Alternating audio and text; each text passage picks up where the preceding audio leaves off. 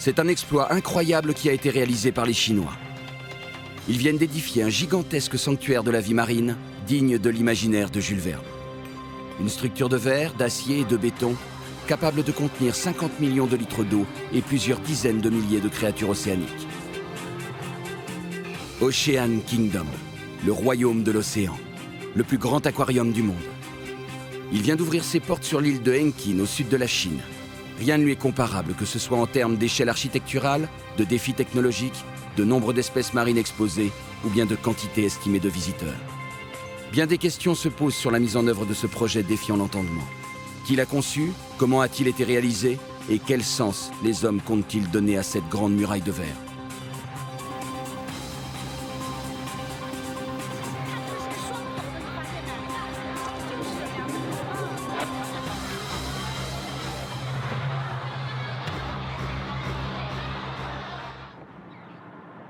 Zhuhai, un simple village de pêcheurs à l'ombre de Macao, est devenu en quelques décennies l'une des villes les plus dynamiques de Chine. Jouissant d'un régime économique spécial comme sa consoeur Hong Kong, Zhuhai est désormais relié à l'île de Henkin. Dans le cadre d'un ambitieux programme de développement, l'île de Henkin vient de se doter d'un parc à thème démesuré qui abrite le plus incroyable aquarium jamais conçu. Cet univers artificiel, véritable arche de Noé du monde marin, est le fruit du rêve d'un très discret milliardaire chinois. Pour le réaliser, ce dernier a fait appel à des spécialistes de talent venus de tous les coins du monde.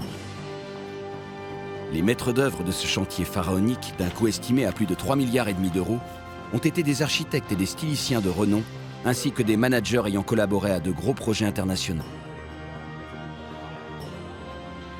Ces experts, qui ne parlaient pas la même langue et ne possédaient pas la même culture, ont relevé des challenges considérés par beaucoup comme impossibles pour construire un océan intérieur à la démesure de la Grande Muraille de Chine. «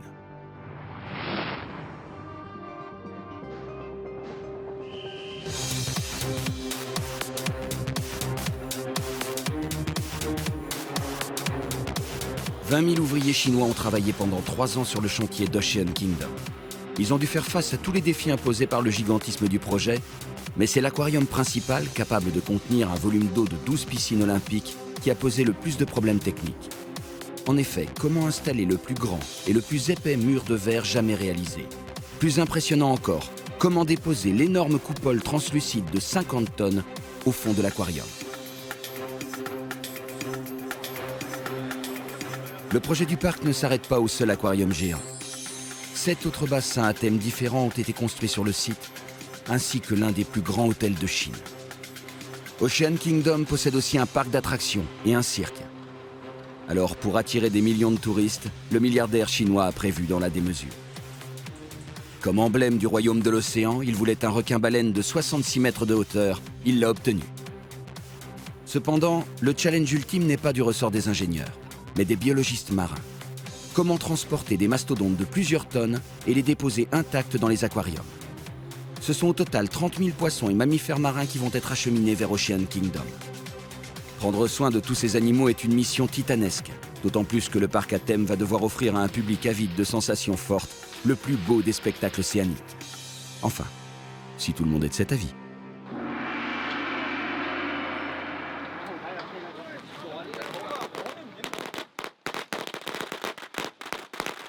Tout commence au lendemain du Nouvel An chinois, en mars 2011. Une fois les offrandes faites aux divinités, le chantier de construction du plus grand aquarium et parc à thème marin du monde peut démarrer. Les travaux doivent durer 18 mois. Il faudra cependant attendre 3 longues années pour que le royaume de l'océan voie enfin le jour.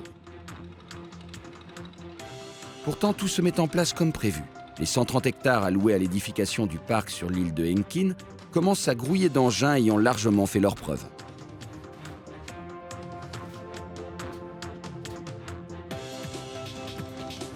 Deux mondes doivent cohabiter sur cet immense chantier. Un monde traditionnel, composé d'ouvriers habitués à faire des tâches de construction somme toute classiques, et un monde d'experts, tant chinois qu'internationaux, devant prévoir et résoudre tous les problèmes liés à ce projet défiant l'entendement.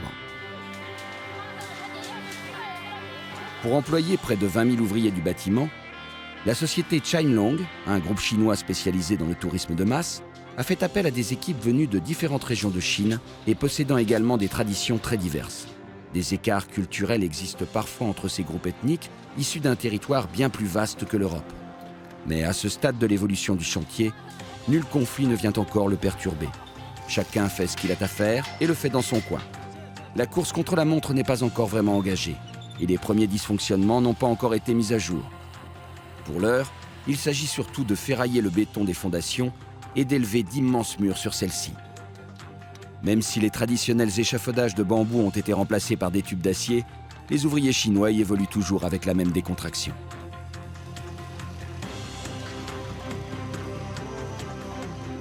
La ruche humaine ne s'arrête jamais et 3 équipes se relaient de jour comme de nuit sur chacun des sites. La période de mousson n'est plus très loin. Toutes les fondations et les murs porteurs doivent être prêts et secs avant les pluies du printemps, qui ne manqueront pas, de toute manière, de retarder la suite des opérations. Surtout que le plus dur reste à faire.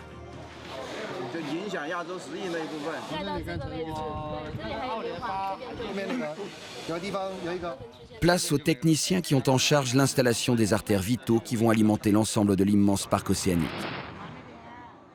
Il y a 8 aquariums, dont un démesuré, et 3 bassins dévolus au spectacle aquatique à équiper. Ce sont plusieurs centaines de kilomètres de tuyaux dont la section des plus gros dépasse 90 cm qui vont être posés et ramifiés vers les différents systèmes vie d'Ocean Kingdom. Pour Robert Satchell, l'ingénieur américain responsable de ce véritable réseau hydrographique, le moindre détail a de l'importance.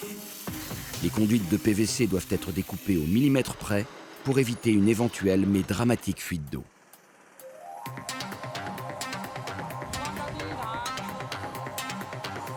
La mise en place des tuyaux dans le dédale de béton du grand aquarium en devenir reste cependant le moment le plus délicat. Tout doit être parfait, le monstre sera vorace. Une fois terminé, il pourra engloutir plus de 30 000 mètres cubes d'eau de mer.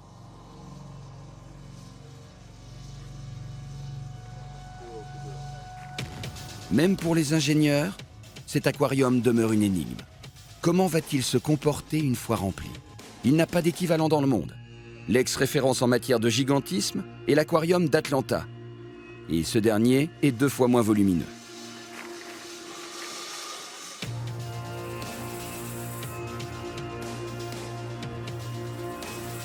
Autour du chantier du grand aquarium, d'autres mégastructures commencent à prendre forme. Comme les différents amphithéâtres pouvant accueillir plus de 4 à 5 000 places chacun.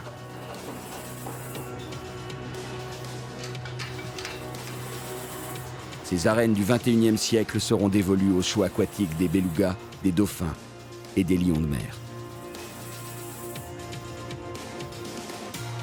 Plus loin, c'est un énorme dôme de béton qui s'élève à plus de 30 mètres du sol. Il va couvrir un cirque affecté entre autres à la mise en scène du monde polaire et de ses représentants les plus emblématiques, manchots, morses et ours blancs.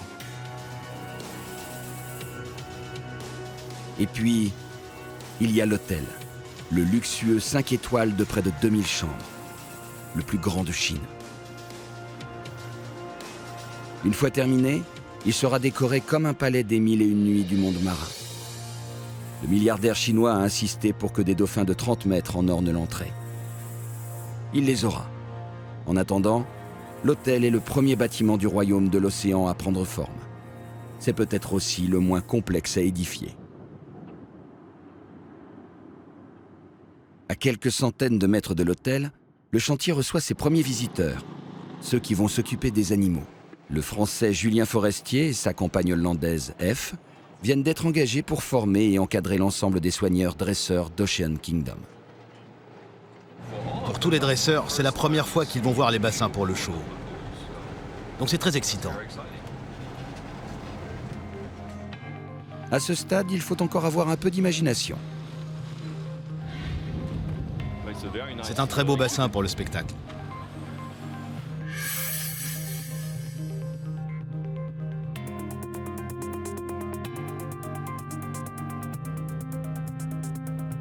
Le futur théâtre d'eau, où il sera possible de voir évoluer les petites baleines blanches et les grands dauphins, n'est encore qu'une coquille de béton poussiéreux.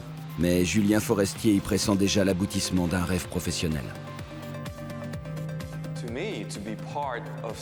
Pour moi, faire partie d'un projet aussi énorme que celui-ci, c'est un gros challenge. Mon rêve est de créer le meilleur spectacle possible avec les dauphins et les belugas et de faire en sorte que l'équipe et le show soient parmi les meilleurs du monde. Julien a connu bien des delphinariums à travers le monde et sa solide expérience a impressionné les dirigeants du groupe Shimlong. Une cinquantaine de soigneurs dresseurs chinois, dont certains complètement novices, attendent tout de lui maintenant.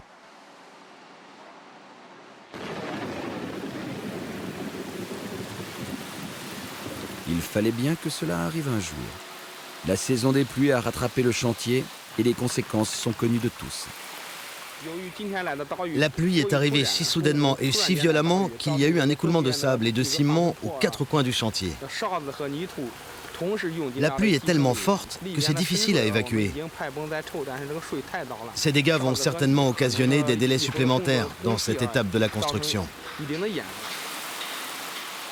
Le grand aquarium, celui qui sera dédié aux requins-baleines et autres raies manta, n'est plus qu'un océan de boue sale. Les ingénieurs, ceux qui doivent tout prévoir et même l'imprévisible, commencent à envisager le pire, arrêter le chantier. Pour Ricky Kong, le responsable des murs et de l'étanchéité du bassin géant, les dés sont jetés. Il faudra encore attendre de longs mois pour installer la grande paroi de verre, les tunnels et l'incroyable coupole qui doivent habiller l'aquarium de transparence.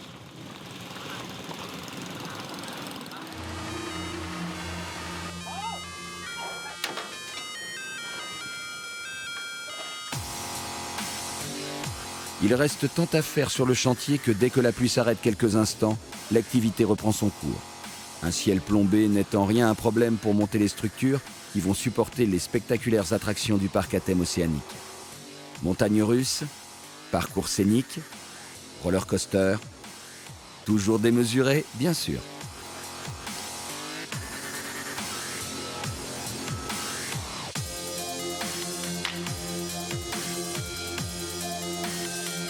Ces attractions ne seront pas le centre d'intérêt du royaume de l'océan. C'est bien sûr le plus grand aquarium du monde qui focalisera toutes les attentions. Mais elles auront leur importance. Le groupe Shimlong sait que pour attirer les touristes du monde entier, il faut tout leur offrir en même temps. Le marché intérieur du loisir est en pleine expansion. Mais les Chinois de la nouvelle classe moyenne n'ont que peu de temps libre à disposition.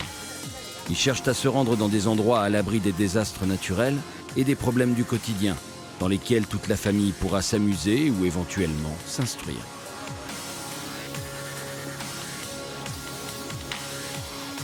Shimlong a donc décidé de mettre tous les atouts de son côté. Ocean Kingdom va devenir une usine à rêves. Shimlong mise sur une fréquentation annuelle de 20 millions de visiteurs, le tiers de la population française. Le parc à thème océanique sera un endroit ouvert à tous. Chacun y trouvera son compte. Chinois, étrangers, jeunes ou adultes. Pour attirer leurs concitoyens, les managers de Shimlong ont fait faire une étude sur leurs désirs profonds. Eh bien, c'est de cela qu'ils veulent. Une chaîne ininterrompue de plaisir et de découverte. En prendre plein les yeux. Pour atteindre ce but, Shimlong n'a pas déplacé de montagnes, mais il les a fait édifier. Différentes sociétés américaines ont planché sur la construction de toboggans géants permettant un voyage d'exploration polaire ou bien encore des parcours scéniques tous plus imposants les uns que les autres.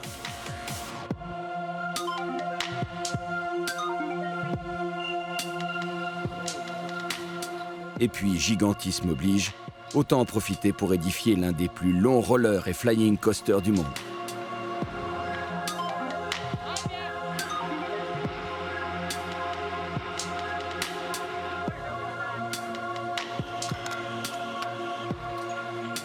Une fois terminé, ces entrelacs de boucles d'acier d'1,3 km de longueur s'élèvera à 60 mètres de hauteur et permettra de franchir une forêt équatoriale à près de 110 km à l'heure.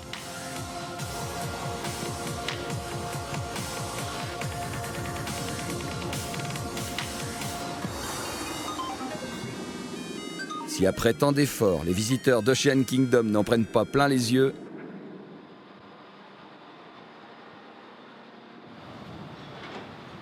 dans les baraquements des ouvriers du chantier, L'heure matinale est à l'inquiétude.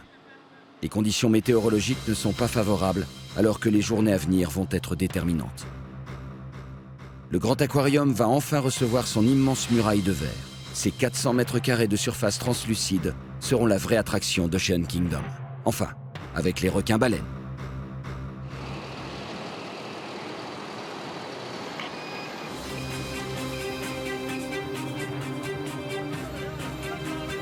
Découpé en 12 morceaux d'environ 9 mètres sur 4, le mur de verre acrylique de 65 cm d'épaisseur est débarqué sur le port de Henkin. Chaque élément pèse plus de 22 tonnes.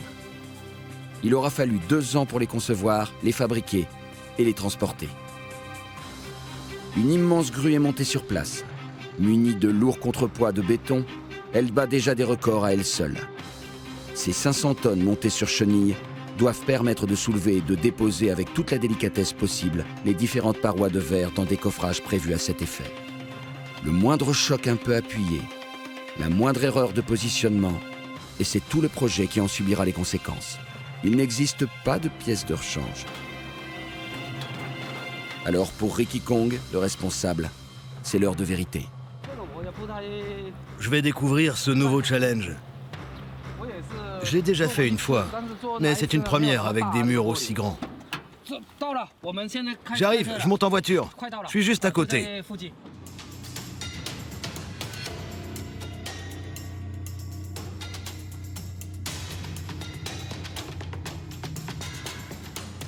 Dans l'aquarium, les coffrages sont prêts.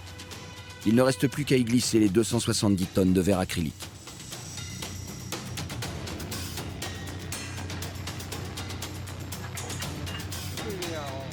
Toute la réussite ou l'échec de l'opération se trouve maintenant concentré entre les mains du conducteur d'une grue de 50 mètres de hauteur.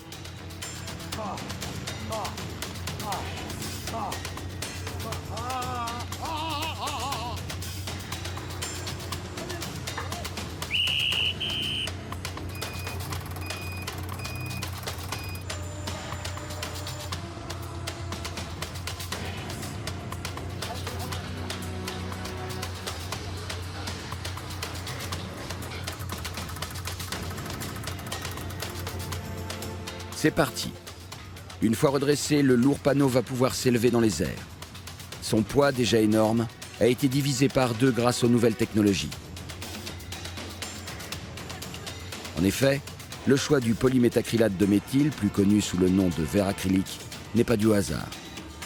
Le poids spécifique de ce dernier est d'1,2 tonne par mètre cube, alors que celui du verre silicate est de 2,5 tonnes. De plus, sa résistance au choc est supérieure. Quant à ses qualités optiques, transparence, conductivité de la lumière ou absence d'aberration géométrique, elles sont nettement meilleures que celles du verre traditionnel.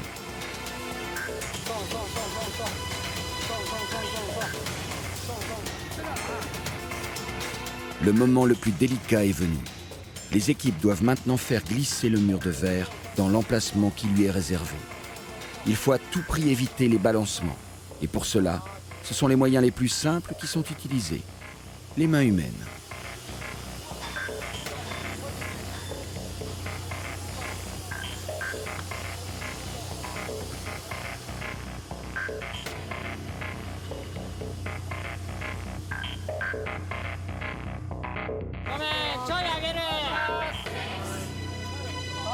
C'est au millimètre près que les 22 tonnes sont déposées sur leur socle. 11 autres panneaux doivent venir lui tenir compagnie afin de composer la grande paroi translucide de 40 mètres de longueur et de 330 mètres carrés de surface. Ces dimensions spectaculaires vont le faire entrer dans le Guinness Book des records, détrônant ainsi le mur de verre de l'aquarium de Dubaï.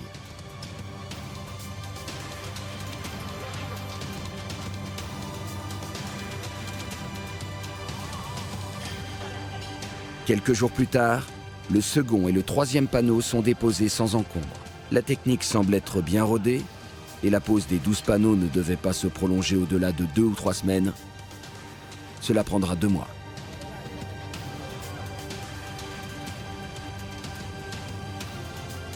En effet, un hôte inattendu s'est invité sur le chantier. Le vent. Modéré au départ, il force rapidement. obligeant les ouvriers à accélérer le processus tout en redoublant d'attention.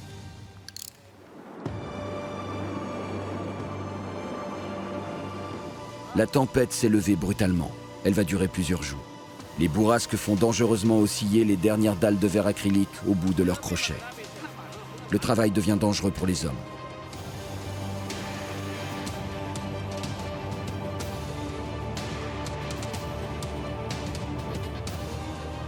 Un dernier effort empreint de tension, et puis ça y est. L'ultime parallélépipède rectangle rejoint exactement sa place. Pour la plus grande satisfaction de Monsieur Ricky Kong.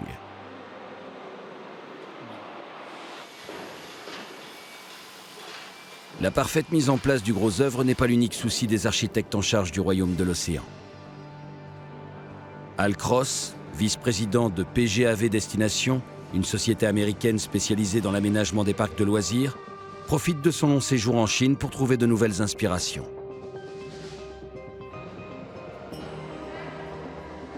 La visite des riches musées lui permet d'affiner sa vision de la décoration intérieure et extérieure d'Ocean Kingdom. L'art chinois, quelles que soient les époques ou les dynasties, a toujours été exceptionnel de par sa créativité et sa perfection formelle. Al Cross ne laisse rien au hasard. 20 fois sur le métier, il remet son ouvrage, ce qui provoque des discussions sans fin avec les différents architectes ou responsables des nombreux aménagements en devenir. Cependant, petit à petit, tout prend forme, enfin sur le papier.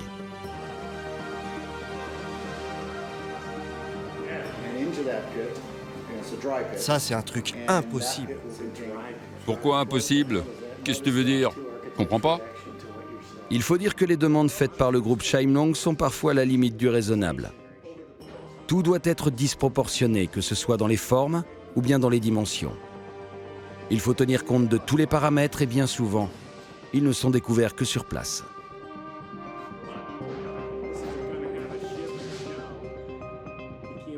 Pour les architectes, le challenge est trop important. Ils vont donc tout faire pour le relever.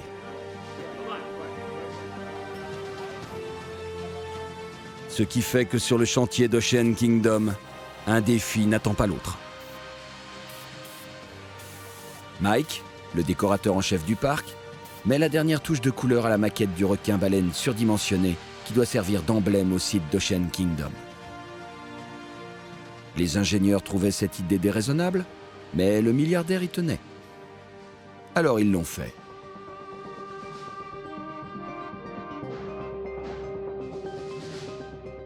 Édifier un requin-baleine de 66 mètres de hauteur tient de la gageure.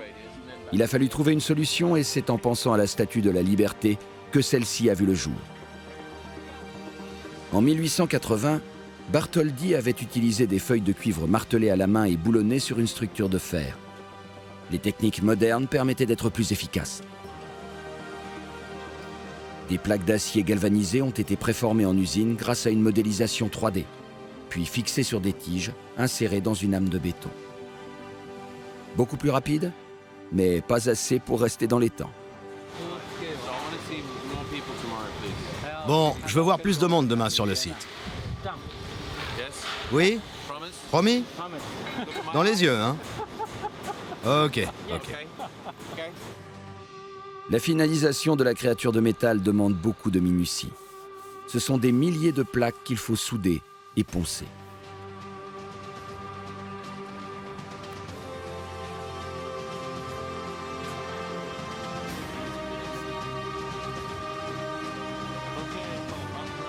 Les ingénieurs se font pressants. Il devient urgent de donner au requin-baleine ses habits de lumière, avec 6 mois de retard sur le planning initial.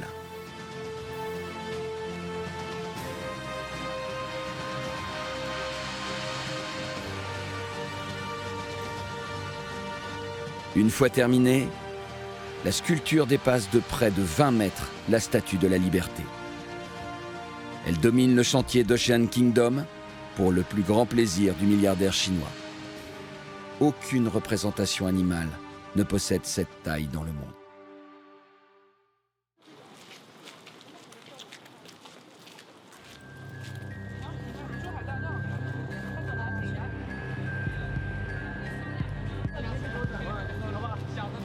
Pour les équipes de soigneurs dresseurs et de biologistes marins, une longue soirée commence. Direction l'aéroport de Bayoun, situé à environ 150 km de l'île de Henkin. Une importante livraison doit arriver sur le tarmac de l'aéroport. Le rendez-vous est parfaitement synchronisé. Un gros Ilyushin 76 de fabrication russe se pose sur la piste. Il emporte dans ses flancs les premiers gros animaux attendus dans les bassins provisoires du royaume de l'océan.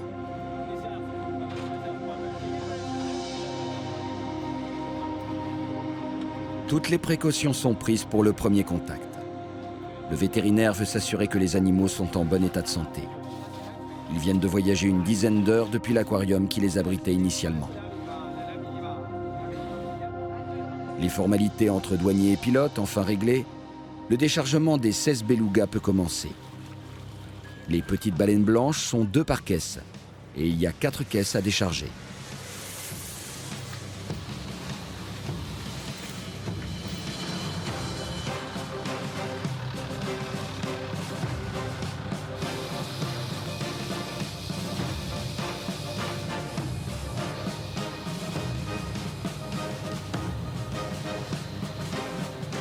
Il faut faire vite.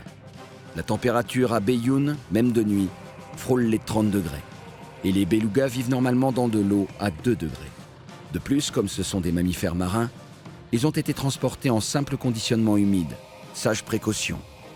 Dans des caisses remplies d'eau, ils auraient pu se noyer au cours du voyage.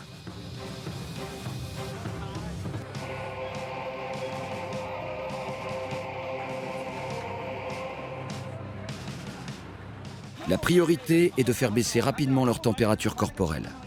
Zhang Delou, le directeur adjoint d'Ocean Kingdom, est un peu tendu. C'est la première fois qu'il supervise une opération de ce genre. Des sacs de glace ont été prévus en quantité et sont rapidement déposés dans les paddocks.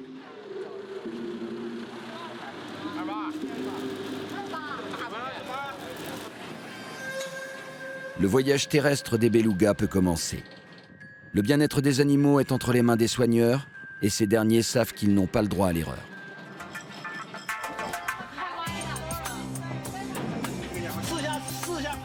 Le jour commence à poindre et la température ne demande qu'à monter.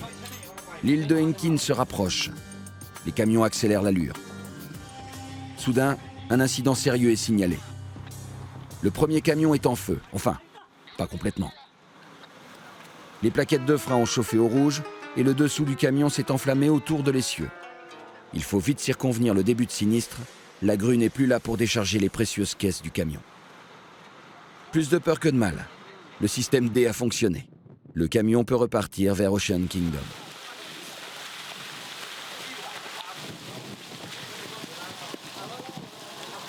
Sur le site toujours en construction, Julien Forestier, le chef des soigneurs dresseurs, attend avec impatience l'arrivée des belugas. Ce seront ses premiers élèves. Enfin, avec les dresseurs chinois. Appelé à tort baleine blanche, le beluga est un petit cétacé qui s'adapte très bien à la vie en delphinarium.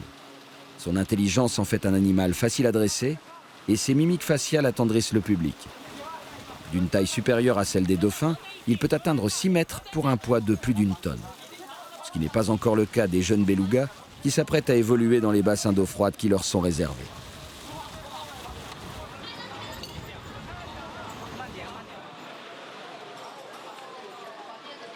Avant la mise en eau, l'équipe vétérinaire fait un check-up complet de chaque animal. Celui-ci fait 780 kg. C'est une femelle. Une échographie permet de voir si cette femelle est en gestation et de faire un premier bilan cardiovasculaire.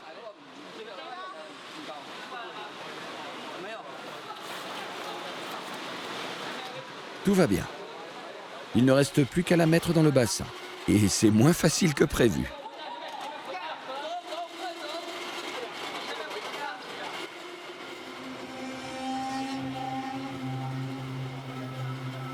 La femelle beluga a senti la présence de l'eau et elle n'a plus qu'une envie, s'immerger au plus vite.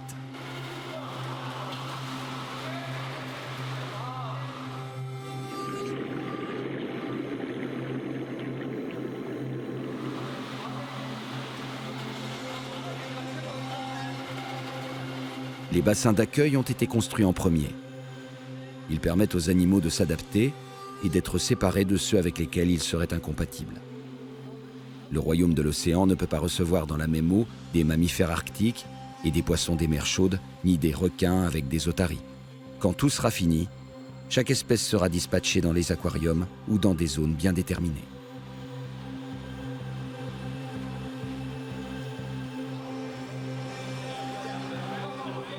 En attendant, tout se passe au mieux avec les belugas pour la plus grande satisfaction de Zhang Delou et de Julien Forestier.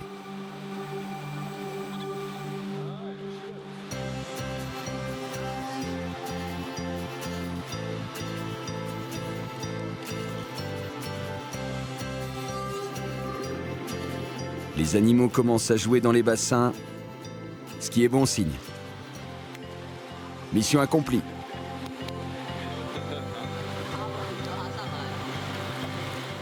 Merci, beau boulot.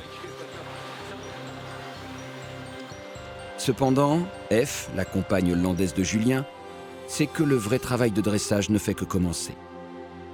Il doit durer 1 an.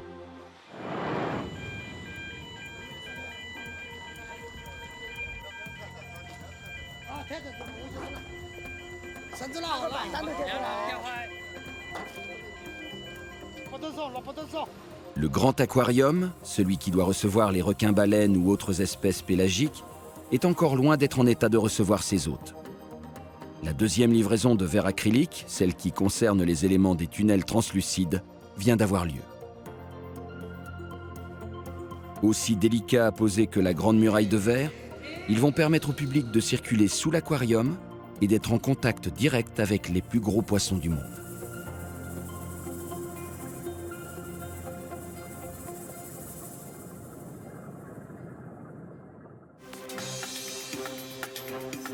La grande coupole, celle qui doit venir s'insérer au centre du dispositif visuel de l'aquarium, quitte enfin le port japonais de Kobe. Elle bat tous les records. Jamais une pièce de verre d'une telle taille et d'une telle qualité optique n'a été réalisée. Les Japonais l'ont fait.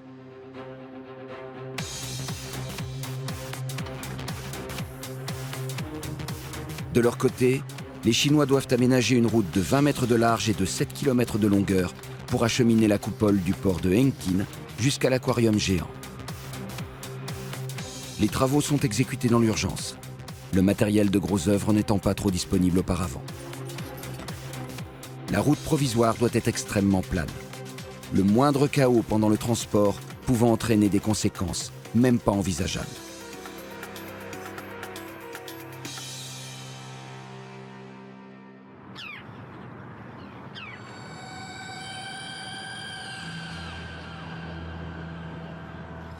Un camion au look un peu particulier a été conçu pour le transport de la coupole.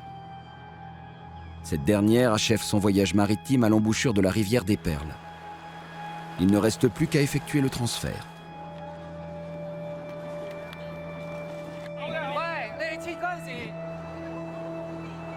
Avec ses 12 mètres de diamètre pour près de 50 tonnes, la coupole de verre acrylique en impose tout autant qu'elle inquiète. De la sueur froide s'apprête à couler dans le dos de l'équipe chargée de son déplacement.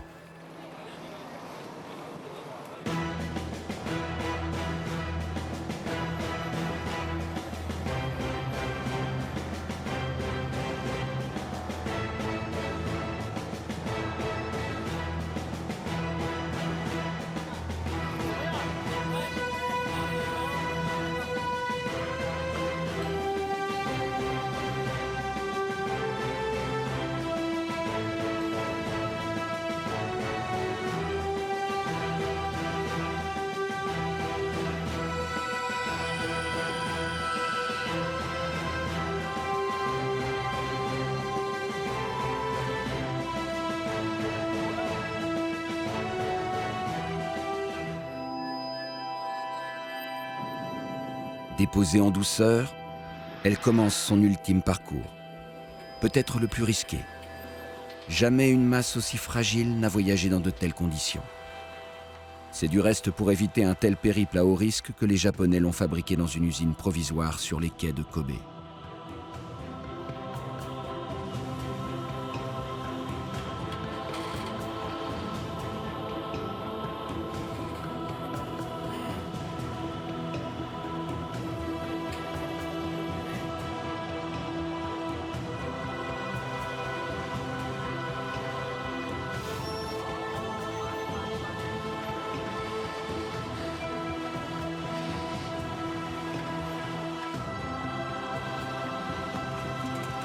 Plusieurs heures sont nécessaires pour franchir les 7 km de piste.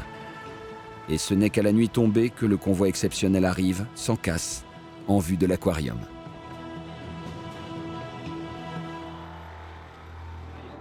Dès le lendemain, le travail reprend. L'écrin attend son joyau.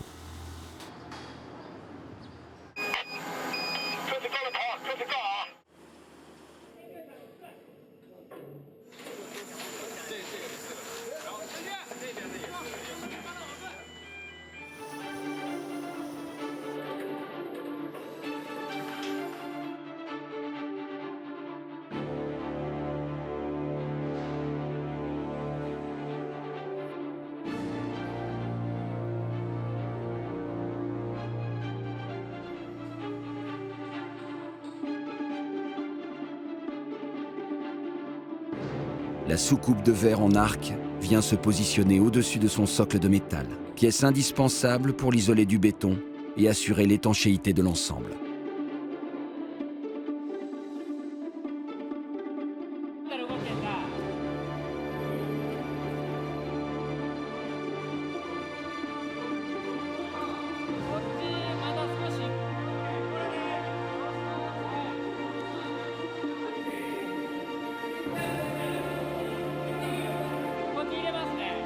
Encore une fois, la dépose se fait au millimètre près.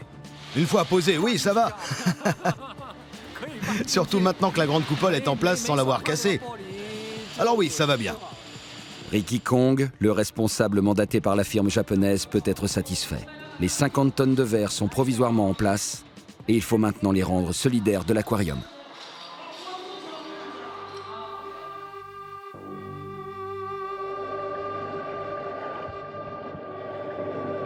Bien au nord du chantier, une équipe de biologistes et de plongeurs s'est rendue dans le delphinarium de Guangzhou. Cet autre parc aquatique du groupe Shimlong possède diverses espèces de dauphins en surnombre. Ces derniers sont maintenant destinés à venir grossir les rangs des animaux marins d'Ocean Kingdom.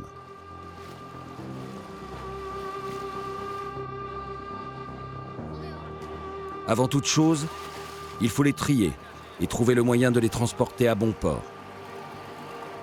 Ce sont au total 25 dauphins qui vont faire le voyage.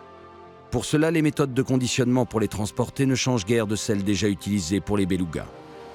Les animaux sont installés dans une sorte de palanquin immergé dans une caisse contenant juste assez d'eau pour humidifier leur peau. L'organisation du transfert appartient maintenant au chef de projet.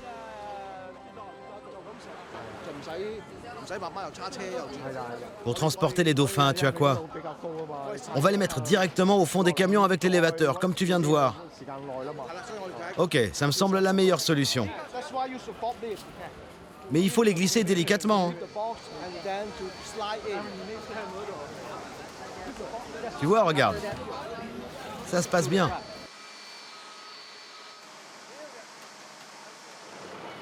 Ces différents problèmes étant réglés, les dauphins peuvent entamer le voyage vers leur nouvelle demeure, Ocean Kingdom.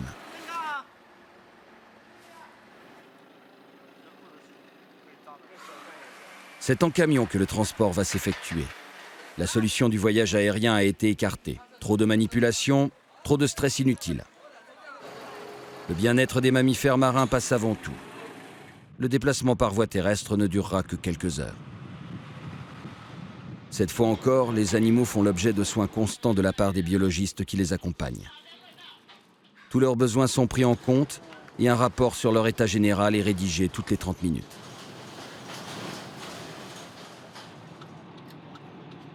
À l'aube, l'île de Henkin se profile dans le lointain.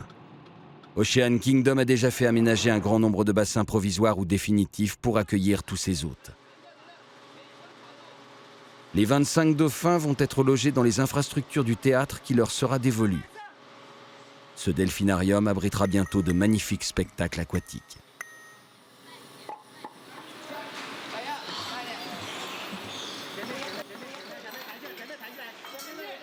Toute l'équipe vétérinaire ainsi que les soigneurs dresseurs chinois se précipitent autour des nouveaux venus pour les aider à prendre contact avec leur nouvel environnement.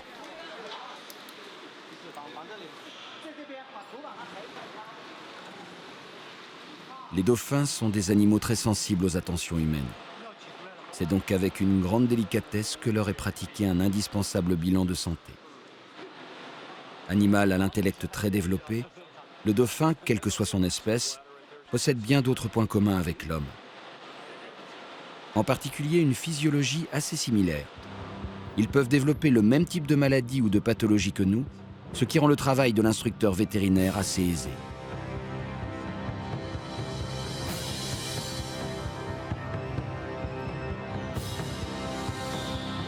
Pour cela, tout va bien.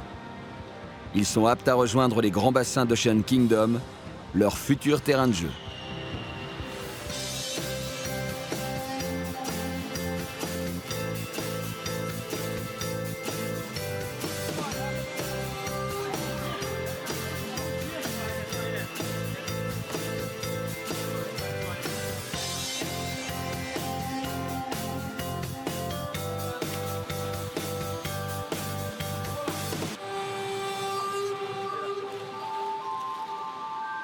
Pour toute l'équipe, ce transfert de dauphins parfaitement réussi confirme les méthodes utilisées.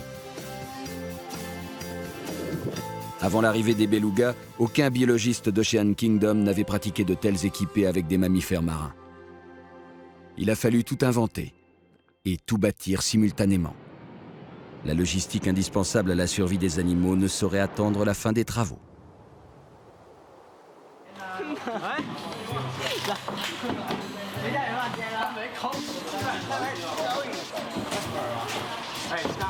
Chaque jour, des tonnes de nourriture sont livrées dans les chambres froides du parc aquatique.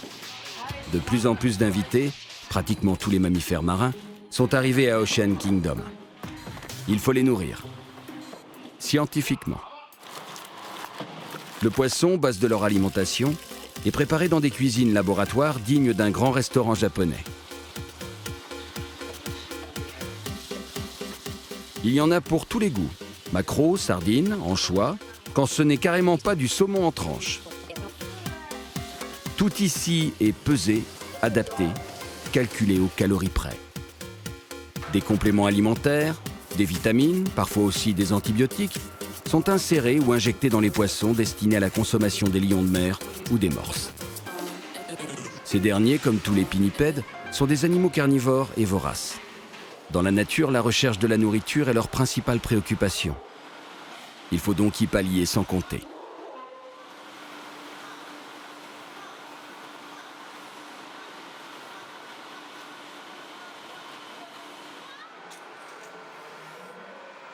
Les soigneurs dresseurs chinois se montrent très attentifs envers leurs petits protégés.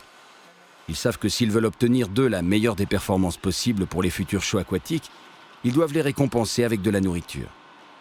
Alors autant commencer tôt.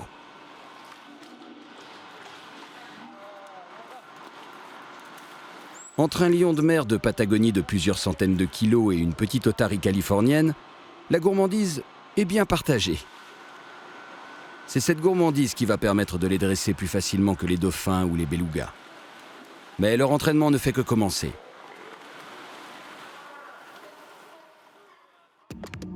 Dans les grands bassins couverts qui servent d'abri provisoire aux cétacés, les sauts de récompense ou de motivation sont aussi au rendez-vous.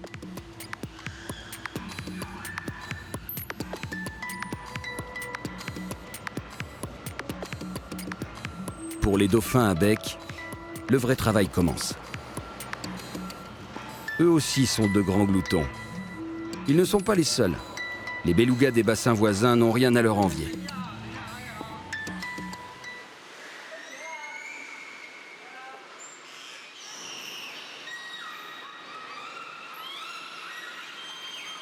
L'arrivée de Julien Forestier et de sa compagne F va mettre un peu d'ordre dans la cacophonie ambiante. Ils n'ont plus que quelques mois pour assurer la formation des dresseurs chinois et monter un spectacle digne du royaume de l'océan.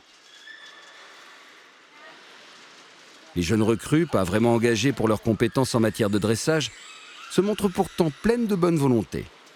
Ils découvrent des animaux dont ils ignoraient encore l'existence il y a peu de temps. Julien et F doivent tout reprendre par le début.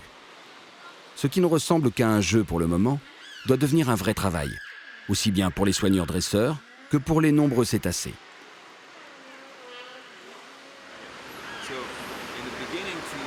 Au début, pour aider l'animal à comprendre, tu dois exagérer les mouvements, les faire plus amples. Par exemple, quand tu utiliseras la perche, tu devras faire des cercles très larges. La prochaine étape sera de faire cela, puis tu le nourris, puis ça, puis tu le nourris et à la fin, le signal sera juste ça.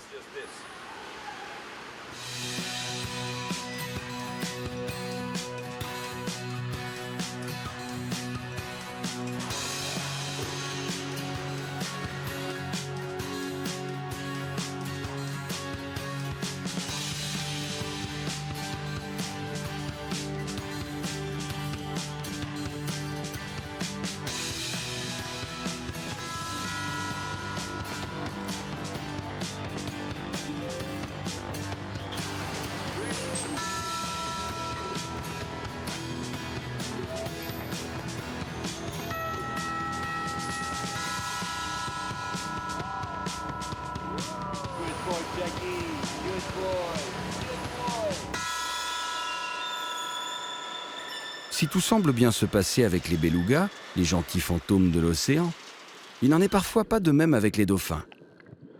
Tout peut basculer. Certains individus caractériels peuvent se montrer agressifs, voire dangereux. Je demande à tout le monde d'être très attentif. Si votre animal commence à basculer ou qu'il commence à faire ouin, ouin, ce sont des signes précurseurs d'agression. Les animaux commencent à se battre car ils sont frustrés. Il y a quelque chose qu'ils n'aiment pas. Rappelez-vous, quand il y a une bagarre, le plus important, c'est de garder l'animal sous contrôle le plus vite possible. Sinon, on aura des gros problèmes pendant le show. Allez, on y va. C'est dit, l'entraînement peut se poursuivre et il va devenir exigeant.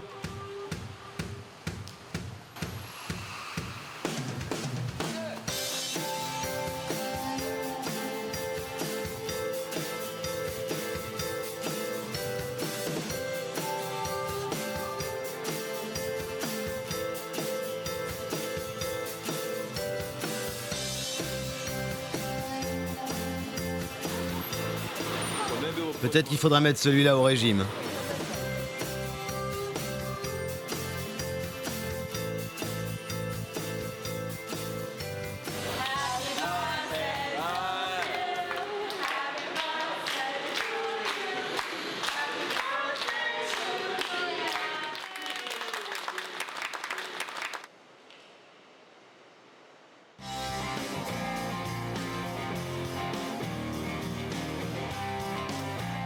Le rythme s'est accéléré sur le chantier d'Ocean Kingdom.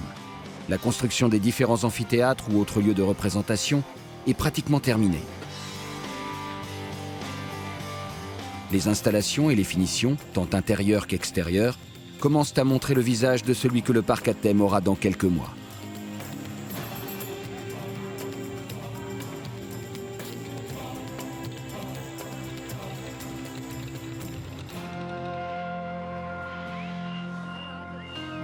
Les dernières fioritures sont installées sur les tours du Grand Hôtel. Il va bientôt se dépouiller de ses oripeaux de protection pour laisser apparaître toute sa splendeur. Un luxe digne d'un Las Vegas version Macao y attend le visiteur. Mais pour l'instant, c'est tout l'ensemble du projet qui tente de récupérer son retard. Ocean Kingdom devant être livré en pâture aux touristes depuis plusieurs mois. Le rêve du milliardaire chinois n'est encore qu'une féerie en devenir. C'est un exploit incroyable qui a été réalisé par les Chinois. Ils viennent d'édifier un gigantesque sanctuaire de la vie marine, digne de l'imaginaire de Jules Verne. Une structure de verre, d'acier et de béton, capable de contenir 50 millions de litres d'eau et plusieurs dizaines de milliers de créatures océaniques. Ocean Kingdom, le royaume de l'océan, le plus grand aquarium du monde. Il vient d'ouvrir ses portes sur l'île de Henkin, au sud de la Chine. Rien ne lui est comparable, que ce soit en termes d'échelle architecturale, de défis technologiques, de nombre d'espèces marines exposées ou bien de quantité estimée de visiteurs. Bien des questions se posent sur la mise en œuvre de ce projet défiant l'entendement. Qui l'a conçu? Comment a-t-il été réalisé? Et quel sens les hommes comptent-ils donner à cette grande muraille de verre?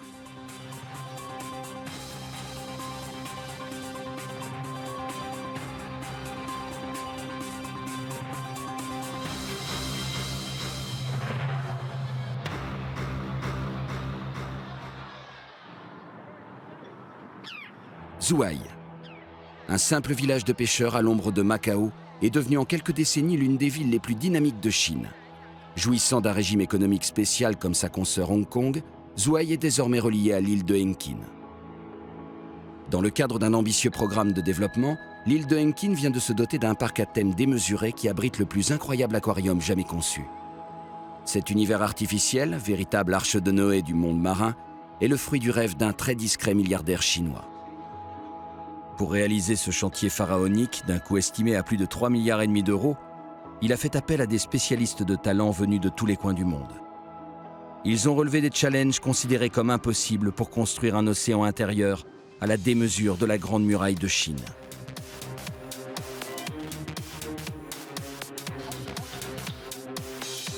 « 20 000 ouvriers chinois ont travaillé pendant 3 ans sur le chantier d'Ocean Kingdom.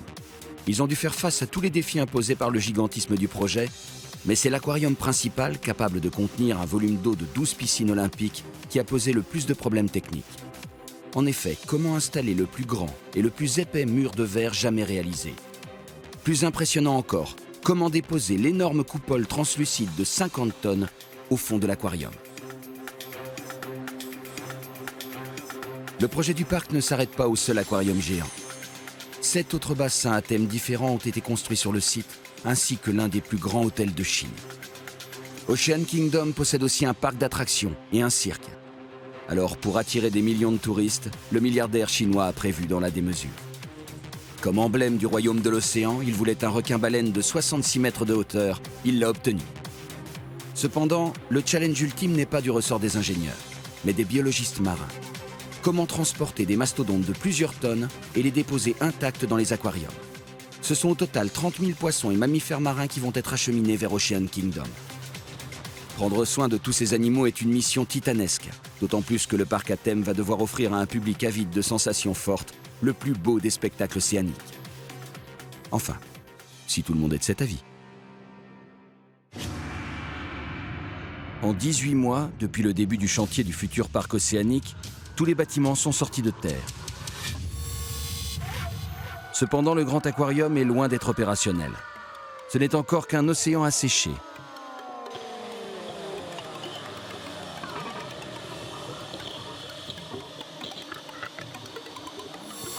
La phase consistant à caler les parois de verre acrylique en fonction de la pression interne est en cours.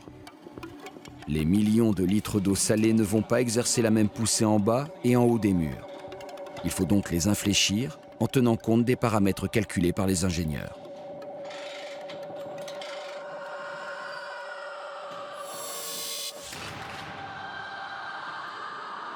Il en est de même pour la grande coupole.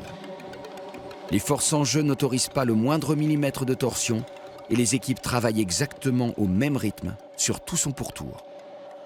Elle devra à elle seule supporter une colonne d'eau de 1000 tonnes. L'étanchéité entre les divers éléments de verre acrylique et leur châssis de béton est une autre source d'inquiétude. Une résine de très haute qualité, non toxique au contact de l'eau, est utilisée. De sa résistance aux hautes pressions dépend la réussite de tout le projet. Le revêtement du béton brut du fond et des remontées de l'aquarium demande aussi un soin particulier. Des kilomètres de toile de verre y sont collés puis recouverts d'un enduit hydrofuge sur lequel un primaire d'accroche est déposé. Il ne reste plus qu'à peindre l'ensemble. De leur côté, les ouvriers qui ont soudé les parois acryliques débarrassent ces dernières de la plus petite imperfection, alors que la grande coupole retrouve son lustre initial derrière sa couche de protection. Dernière touche au tableau, le bleu couleur océan pour achever l'illusion.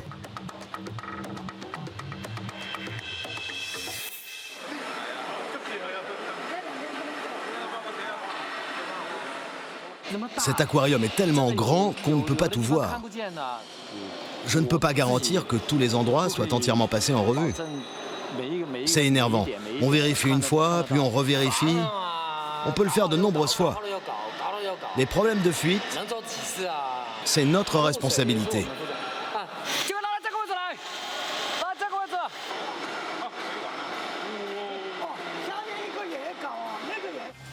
Ricky Kong a 1000 raisons d'être inquiet. La première mise en eau de l'aquarium va être déterminante. Ce sont 31 millions de litres d'eau qui vont être injectés à raison de 450 mètres cubes par heure. 3 jours seront nécessaires pour remplir le bassin. Cela pourrait se faire plus vite. Les pompes permettent un débit de 1000 mètres cubes à l'heure, mais ce serait au détriment des réserves d'eau potable de la population de l'île. Aux heures pendant lesquelles cette eau est nécessaire à la vie quotidienne, les pompes sont arrêtées. Outre les problèmes de fuite, c'est aussi pour tester la résistance des murs de verre que cette première mise en eau est opérée.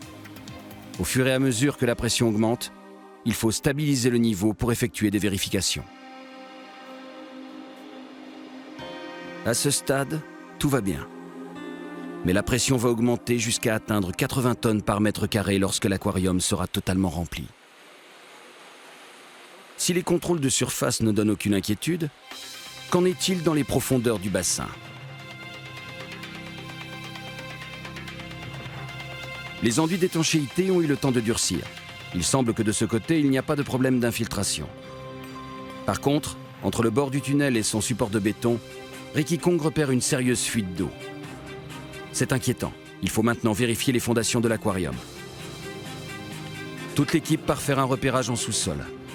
Rien n'est laissé au hasard. Seules quelques minimes traces d'humidité marquent les murs de soutènement.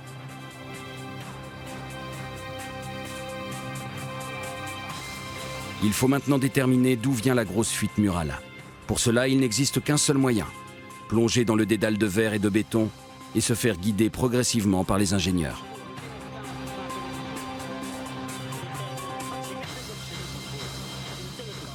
Un produit de couleur va permettre d'identifier l'endroit précis où se trouve la fissure. Même si elle est minime, il faudra démolir le mur et le reconstruire. Il y a beaucoup de problèmes comme celui-là à l'intérieur. N'en parlons pas. Il y a tellement de trous à reboucher dans ce bassin, ce n'est pas complètement anormal dans ce cas précis.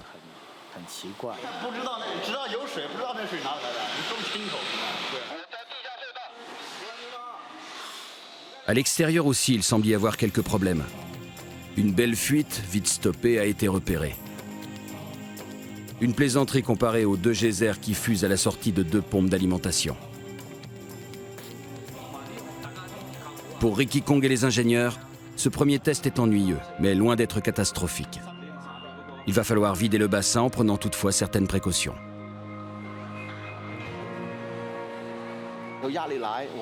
Avec la pression de l'eau, les parois s'écartent. Quand l'eau se retire d'un coup, il n'y a plus de pression. Cela peut faire pencher les murs de verre à l'intérieur et les faire tomber. Il y a action, réaction. On ne retire pas l'eau d'un seul coup. Il faut y aller tout doucement. Nous allons le vider peu à peu, arrêter, vérifier. Il faudra 20 heures pour évacuer l'eau. Une fois réparé, le bassin sera rempli à nouveau pour un second test.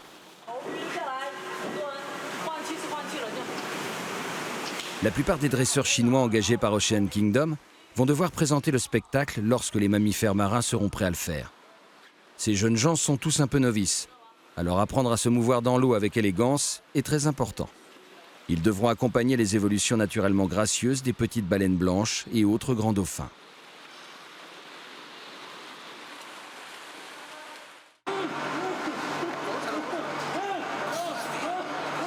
Le mimétisme se doit d'être total. Il faut donc aussi tenter de se comporter comme des pinnipèdes. En effet, les otaries, les morses et les phoques auront, tout comme les dauphins et les belugas, un théâtre d'eau de 4000 places consacré à leurs propres exhibitions. Pour tous ces mammifères marins, nager est le principal mode de locomotion. Il n'en est pas de même pour les mammifères bipèdes terrestres. Il faut apprendre. Et à Ocean Kingdom, c'est même indispensable. Tout se passe au bord des bassins ou dedans. Alors pour les soigneurs-dresseurs et surtout pour ceux qui vont participer au show aquatique, il est bien sûr hors de question de ne pas parvenir un jour à rivaliser avec les dauphins.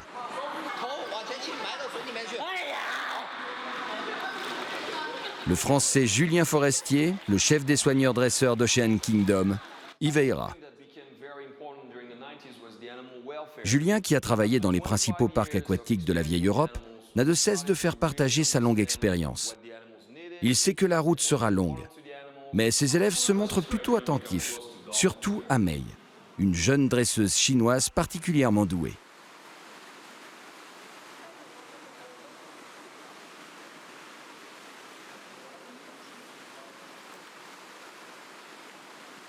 L'entraînement comprenant aussi une initiation à la plongée, les soigneurs-dresseurs doivent apprendre les gestes qui sauvent en cas de problème. Respiration artificielle et massage cardiaque sont au programme.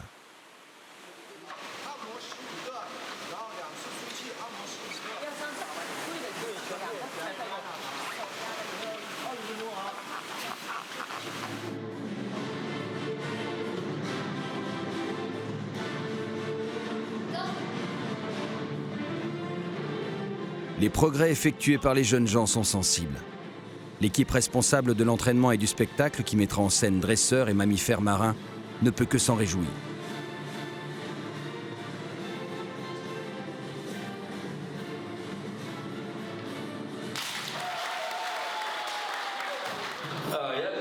Ok, c'était vraiment super. C'est beau à regarder. C'est très important d'être parfaitement coordonnés tous ensemble. Et vous avez appris à porter votre attention sur la musique. C'est très bien. Amei et tous ses jeunes collègues prennent de l'assurance dans leur nouvel environnement.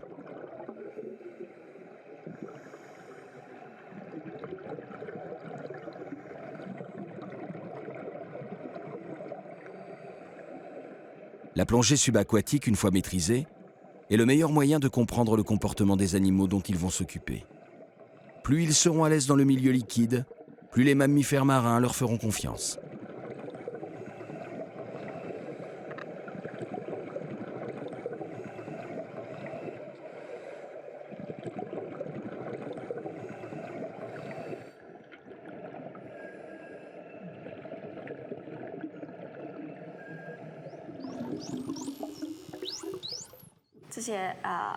Les dauphins et les petites baleines blanches sont comme des enfants.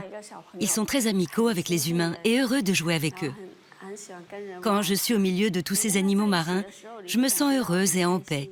Et il me semble que je suis une personne différente, qui oublie le chaos venant du monde extérieur.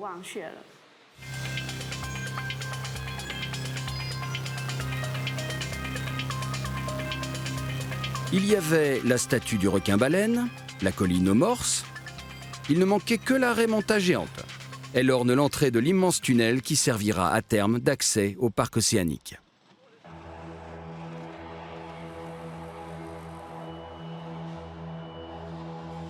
Sous la voûte encore en construction, des centaines d'écrans numériques s'apprêtent à être interconnectés.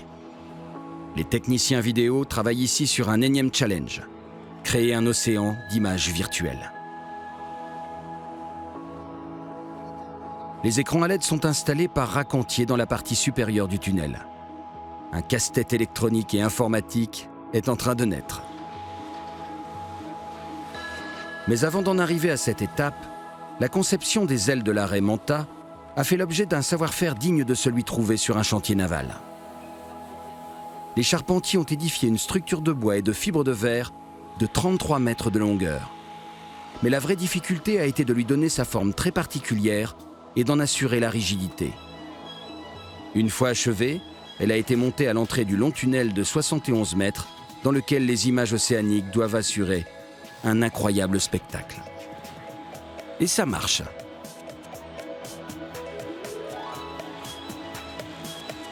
Quelques ultimes réglages restent à faire, mais bientôt toutes les créatures du monde marin vont pouvoir se donner rendez-vous dans la voûte céleste qui mène à Ocean Kingdom.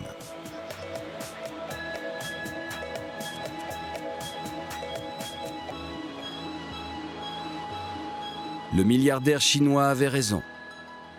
Tous les rêves sont réalisables.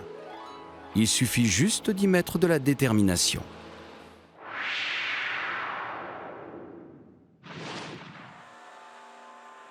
Dans le grand aquarium, les fissures ont toutes disparu. Mais ces problèmes d'étanchéité ont fait prendre plusieurs mois de retard au chantier. Il est temps de s'occuper de la décoration du bassin. L'univers du monde marin doit y être reproduit avec le plus d'exactitude possible. Imiter la nature n'est pas toujours chose facile, et de nombreux décorateurs étrangers sont venus donner leur avis aux responsables chinois. Ils avaient tous un avis différent, mais grâce à la présence permanente d'interprètes, des consensus ont été trouvés pour habiller le fond de l'aquarium sans trop perturber ses systèmes vitaux. Regarde. Là, il y a du boulot mal fait. Les trous d'oxygénation sont à moitié bouchés. C'est l'enduit qui a coulé. Vérifie bien tous les autres. Je vais le faire, mais j'ai pas tous les plans. Ce ne sont que des petits dysfonctionnements, mais à la longue, ils s'accumulent. D'où les retards en cascade. C'était prévu pour le 22 et nous sommes le 21. Non, ça doit être fini le 23. Maintenant, nous avons modifié cela. On l'a changé pour être sûr qu'il n'y ait plus de tuyaux apparents. Désolé, mais tu sais, ce sont des petits détails qui comptent. Globalement, John Hahn, le décorateur en chef, peut être satisfait du résultat. Le décor sous-marin, une fois habillé de récifs coralliens ou de gorgones multicolores, ressemble à celui du monde de Nemo. Pas le capitaine, mais l'autre. C'était le résultat souhaité. Le royaume de l'océan doit être en couleur.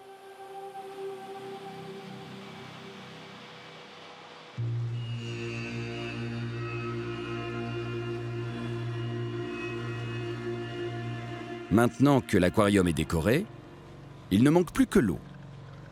Pas celle des nappes phréatiques de l'île, mais la vraie, celle de l'océan. Pour aller la chercher, un ancien pétrolier a été transformé en bateau-citerne. Il peut contenir plusieurs dizaines de milliers de litres d'eau de mer. Les cuves du bateau ont été parfaitement assainies. Repeintes à neuf et revêtues d'un enduit totalement neutre, elles présentent toutes les garanties pour éviter la moindre pollution du précieux liquide embarqué.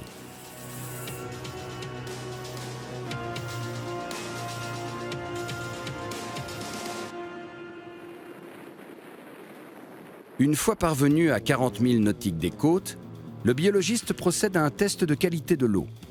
À cette distance du littoral et à 10 mètres de profondeur, l'eau de mer ne présente que peu de risques d'être polluée.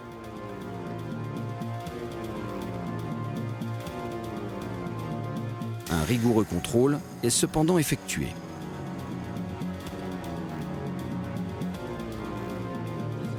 Tout est parfait. Le pompage peut commencer.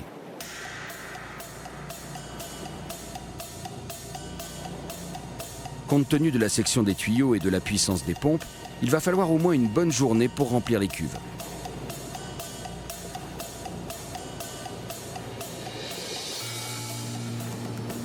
Ce voyage en mer ne sera pas le dernier.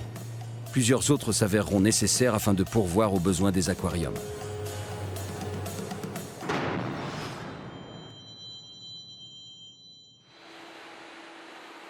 Le grand bassin vit ses dernières heures nimbées de lumière solaire.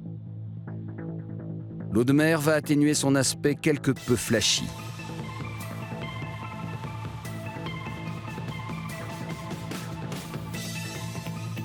À l'extérieur, des ouvriers nettoient les tonnes de petits coraux qui vont être déposés au fond de l'aquarium. Ils doivent recouvrir les parties plates situées entre les diverses décorations. L'eau a atteint son niveau maximum. Une dernière inspection ne peut pas nuire lorsque l'on emprisonne un océan.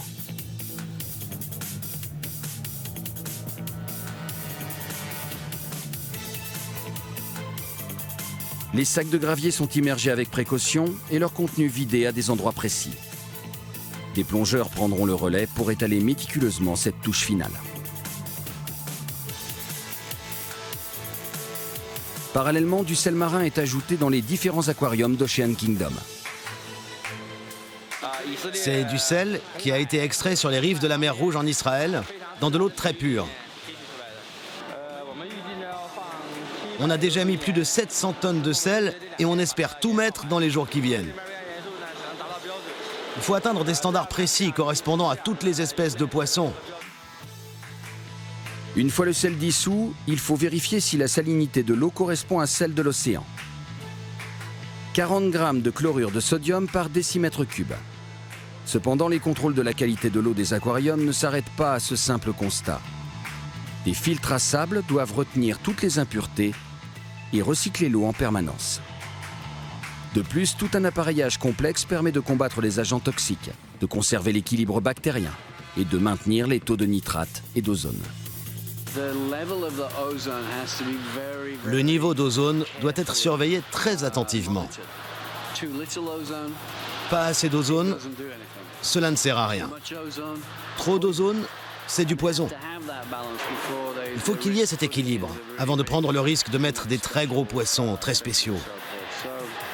Donc cela peut prendre pas mal de temps.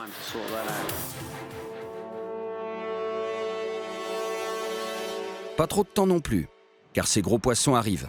Et les premiers viennent d'un élevage situé dans l'océan Pacifique. C'est en pleine mer qu'elles ont été amenées pour faciliter leur transfert. Elles, ce sont plusieurs raies manta géantes.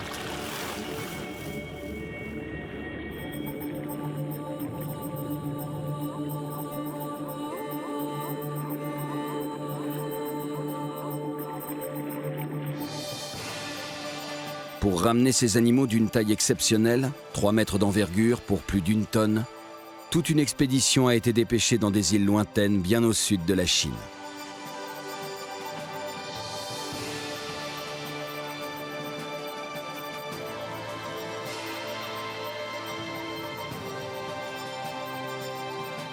Après une traversée sans histoire, les hommes et le matériel arrivent sur le lieu du rendez-vous. L'opération Raie Manta peut commencer. C'est avec l'aide des pêcheurs locaux que les raies manta sont hissés en surface. Ils connaissent bien ces animaux et leurs conseils sont précieux. Il faut prendre la raie avec les mains au niveau de la bouche pour la tirer et c'est tout. Pas besoin de l'attraper autrement.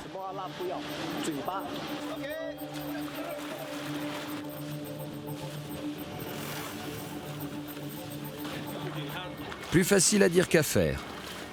Mais les diables des mers ne méritent pas leur surnom. Ils sont sans danger pour l'homme.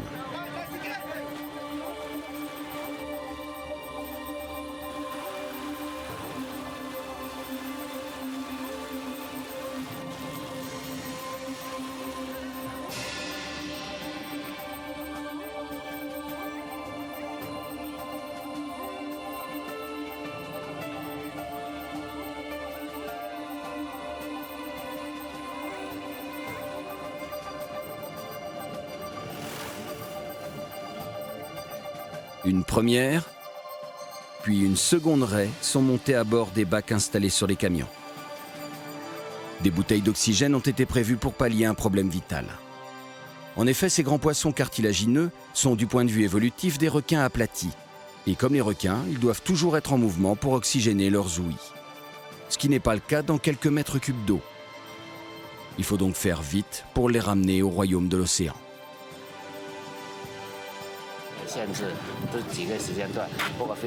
Le timing est très serré. En prenant en compte le voyage en mer et le vol, en tout, on a besoin de 12 heures pour aller au parc aquatique. Enfin, si tout se passe bien. Et ce n'est pas parti pour.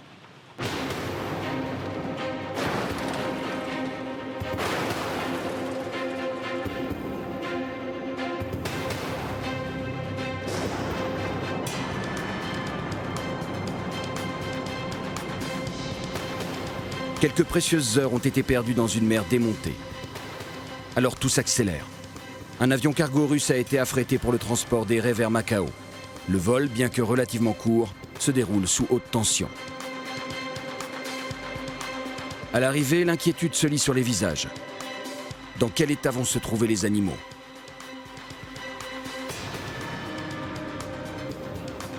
Les raies semblent avoir bien supporté l'aventure. Cependant, elles seront mieux dans le bassin du Grand Aquarium. C'est là que les requins-baleines devraient bientôt les rejoindre.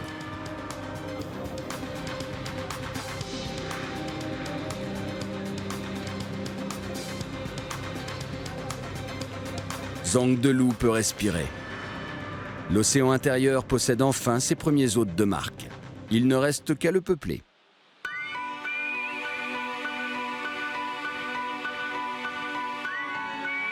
En comparaison de taille, les nouveaux pensionnaires de l'aquarium passent pour du menu fretin. Ce sont cependant les représentants de centaines d'espèces de poissons, aussi rares que difficiles à obtenir.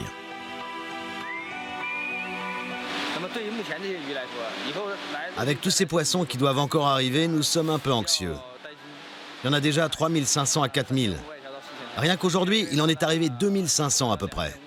À la fin, nous aurons environ 20 000 poissons. Nous avons encore un challenge important. Quand les poissons de haute mer vont arriver, il faudra vérifier que les systèmes d'assainissement de l'eau peuvent atteindre leurs objectifs. Pour les poissons les plus précieux, on doit encore attendre. Le moment n'est pas encore propice. On doit encore attendre 5 ou 6 jours.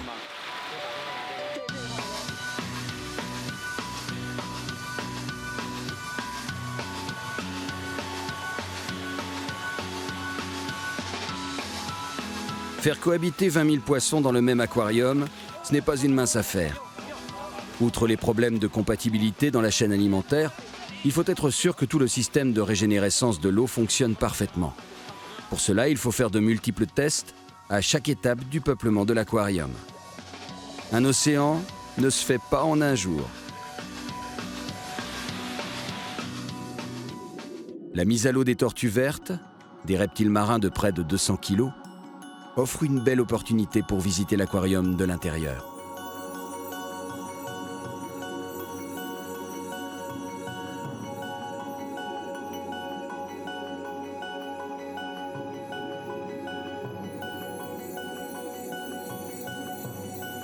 Excellente apnéiste, la tortue verte peut rester plusieurs heures en immersion complète.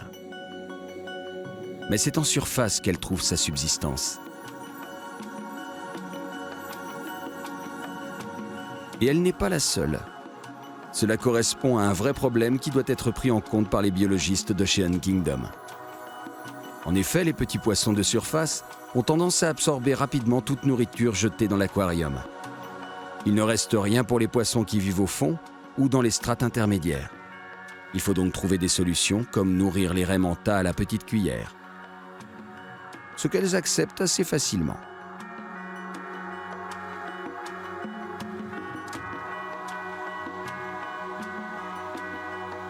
Pour aller nourrir les poissons de fond, qui sont d'une taille supérieure aux poissons de surface, les plongeurs doivent s'équiper de gants faits de mailles d'acier.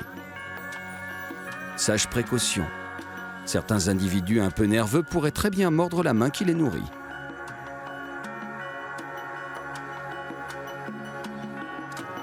C'est d'autant plus prudent que diverses espèces de requins hantent maintenant l'aquarium au milieu d'une nuée d'autres créatures affamées.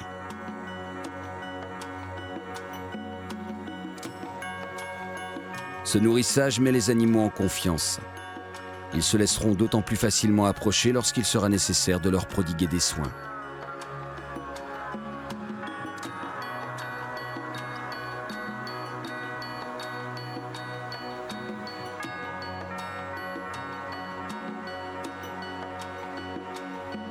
Lorsqu'ils remontent en surface, les plongeurs disparaissent derrière un tourbillon de petits poissons tropicaux insatiables. Ces derniers ne regrettent pas d'être dans un aquarium. Il y a toujours des restes de nourriture à picorer.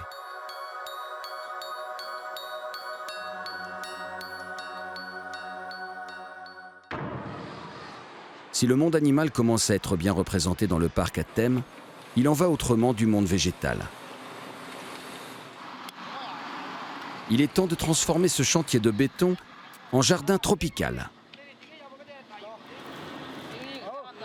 Des dizaines de jardiniers se chargent de lui donner un aspect plus accueillant.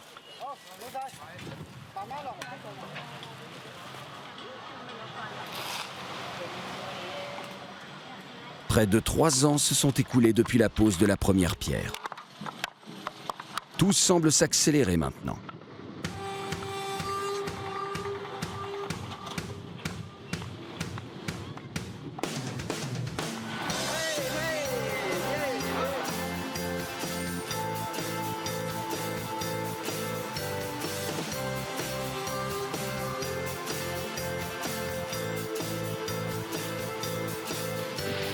L'entraînement des différents animaux pour les spectacles aquatiques est pratiquement terminé. Julien Forestier peut enfin prendre la mesure de ce que représente pour lui Ocean Kingdom. J'ai travaillé dans la plupart des meilleurs parcs aquatiques de la planète. Je suis ici maintenant et je pense que c'est probablement le meilleur parc marin de Chine. Et il pourrait bien être le meilleur parc du monde.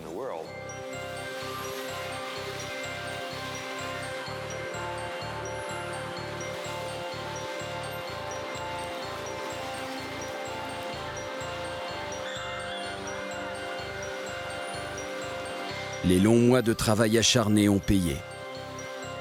Tous les soigneurs dresseurs chinois sont devenus de vrais professionnels, même si pour cela, ils ont dû mouiller la chemise. Quant aux mammifères marins, ils ont plutôt l'air de ne pas trop se plaindre de leur sort.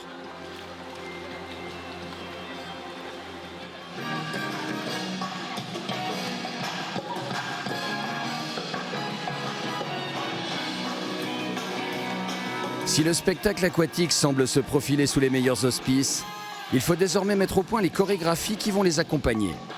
Le spectacle doit être total.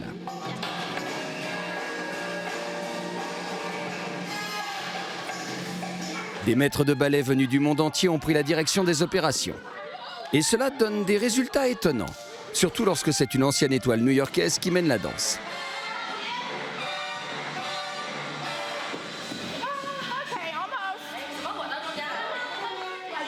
Quand les deux premiers viennent et se croisent, hein, ils font tadam!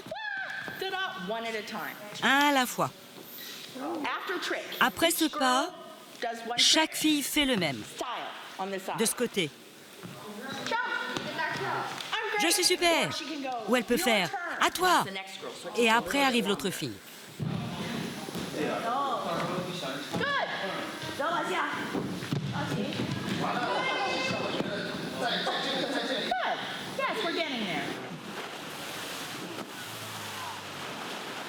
À l'extérieur, les animations du parc à thème se mettent aussi en place. Ils seront époustouflants. Les meilleurs flyboarders et les meilleurs pilotes de jet ski, nous les avons fait venir de tous les pays. Donc, nous allons avoir le meilleur spectacle du monde.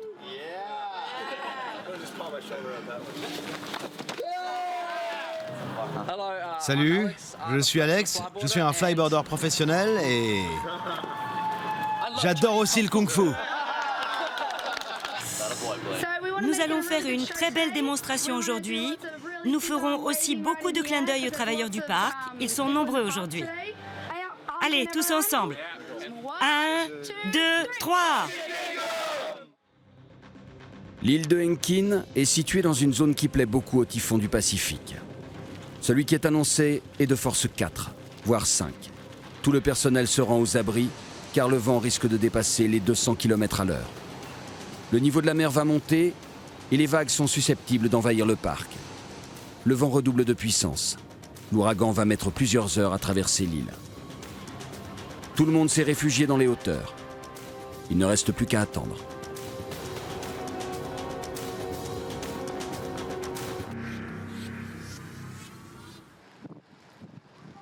Le lendemain matin, c'est la désolation. Le royaume de l'océan a pris l'eau. Toute la décoration est à refaire. Nouveau retard en vue. Pour les biologistes marins en charge de l'aquarium, le grand jour approche. Zhang Delou fait une présentation très précise de ce qui les attend. Récupérer et transporter un requin-baleine.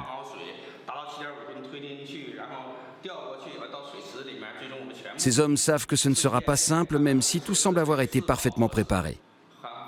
Il s'agit quand même de faire venir le plus gros poisson du monde.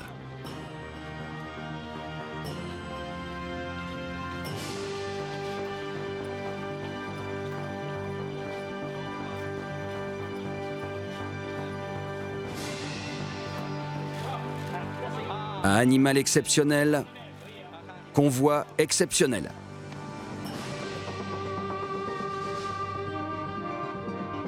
C'est en mer de Chine méridionale qu'il faut aller chercher le monstre. Les pêcheurs y capturent chaque année des requins-baleines qui terminent dans les assiettes. Les biologistes d'Ocean Kingdom souhaitent en sauver quelques-uns afin de montrer aux hommes la splendeur de ces créatures marines. Une fois sur place, un immense caisson flottant est déposé en mer. Il peut contenir près de 20 000 litres d'eau, plus le requin, bien sûr.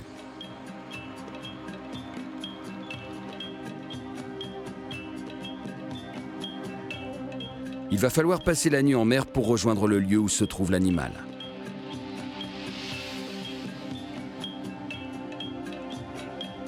Les responsables commencent à stresser. Parmi tous les poissons, transporter un requin-baleine, c'est ce qu'il y a de plus compliqué. C'est si énorme qu'il est très difficile de le sortir de l'eau. Pendant toute l'opération, on doit tester l'oxygénation de l'eau. Le temps passé dans le caisson doit être le plus court possible. On n'a pas le droit à l'erreur. Au matin, le bateau-tracteur arrive sur zone. Le requin-baleine capturé par les pêcheurs est retenu dans un immense enclos.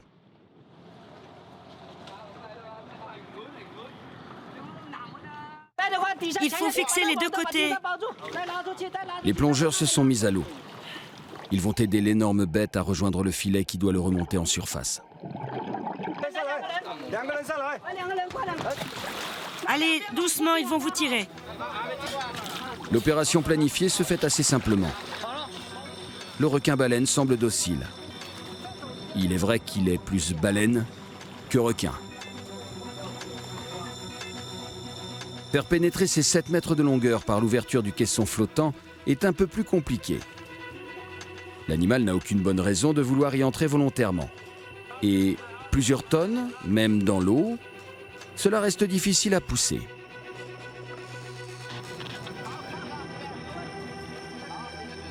C'est fait.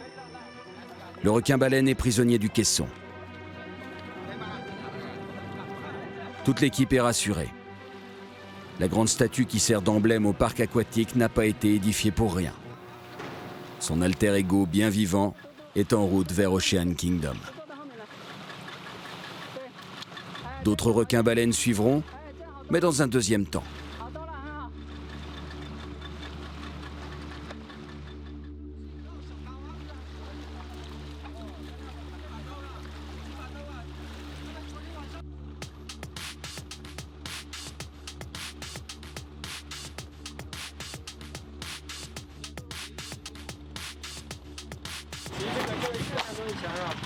Fais démarrer le moteur de la grue. 40 personnes ont été mobilisées pour cette opération. Ce n'est pas disproportionné.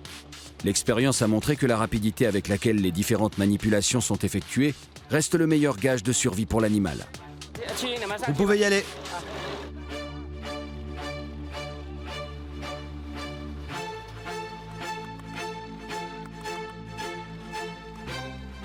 Tout n'est pas encore joué. Les requins-baleines sont pêchés sans précaution, comme des proies destinées à être vendues et consommées. Il est encore difficile à ce stade de détecter si certains de ces organes internes n'ont pas été endommagés. Les biologistes vont devoir surveiller l'état du requin-baleine tout au long du transfert et surtout, se dépêcher de l'acheminer à bon port.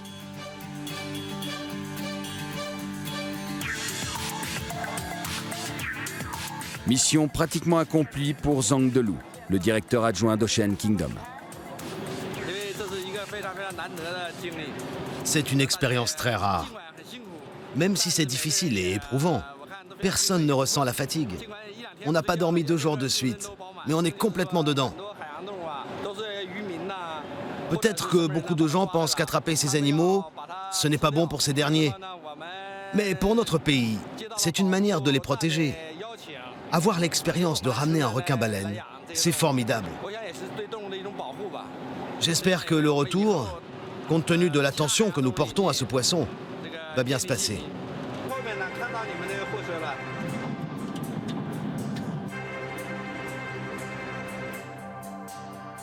L'arrivée dans les temps à l'aquarium n'est qu'une première étape de franchie. Il faut rapidement mettre le requin-baleine dans son bassin.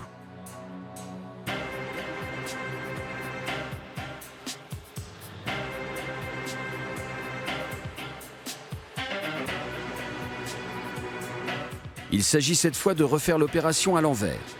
Pousser le requin-baleine vers la sortie du caisson. Personne ne sait comment il va réagir.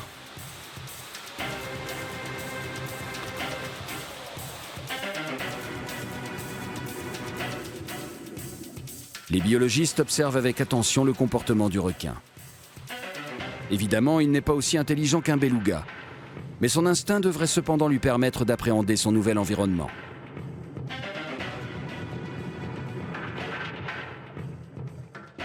Le requin-baleine se retrouve enfin dans l'immense volume d'eau de l'aquarium principal. Cela devrait lui permettre de sortir de son apparente léthargie. En surface, l'appréhension règne. L'animal se laisse lentement descendre vers les patates de faux corail. Il n'a pas encore de repère, alors il a tendance à se cogner dans tout ce qui lui fait obstacle. Les plongeurs doivent rapidement intervenir pour le guider dans le dédale de décor reconstitué.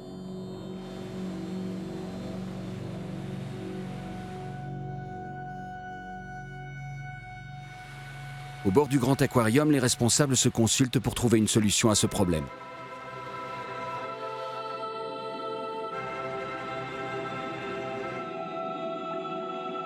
Un immense filet est alors déployé et tendu pour protéger le requin-baleine des obstacles qui le perturbent.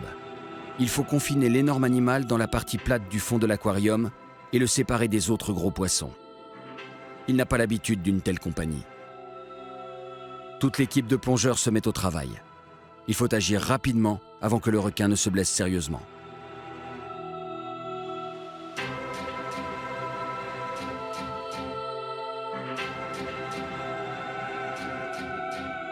Les hommes qui accompagnent le requin-baleine parviennent enfin à exercer une poussée suffisante sur son corps en mouvement pour le guider vers la zone plate du grand aquarium. Mais même à plusieurs, les plongeurs ne peuvent pas déplacer une telle masse. Il faut donc encourager le requin à faire un effort. Ça y est, le requin a pénétré dans la zone sécurisée. Mais le travail des plongeurs n'est pas terminé pour autant, car même dans cette partie de l'aquarium, il y a des éléments de décor sous-marin. Il va falloir guider l'animal pendant plusieurs jours, le temps qu'il prenne ses propres repères. Une seconde équipe de plongeurs se tient prête. Il est temps de remplacer ceux qui ont contribué à la réussite de cette délicate opération. Zhang Delou peut être satisfait. Le royaume de l'océan possède enfin sa plus grande star. Et celle-ci semble en pleine forme.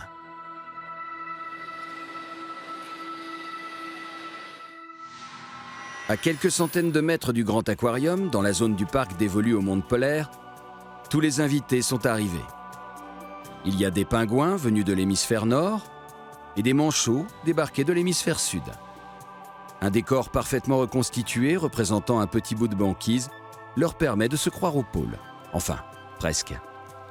Même si les conditions météorologiques sont idéales, ils ne peuvent pas trouver leur nourriture tout seuls.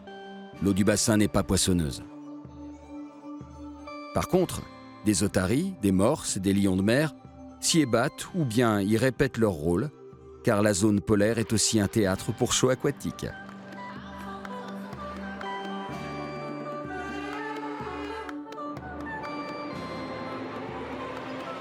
Théâtre. Tout comme le bâtiment qui abrite ce grand bassin de verre.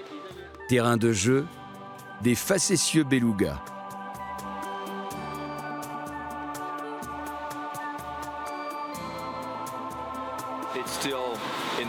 On est toujours dans l'entraînement, les animaux ne sont pas complètement à l'aise avec la vitre.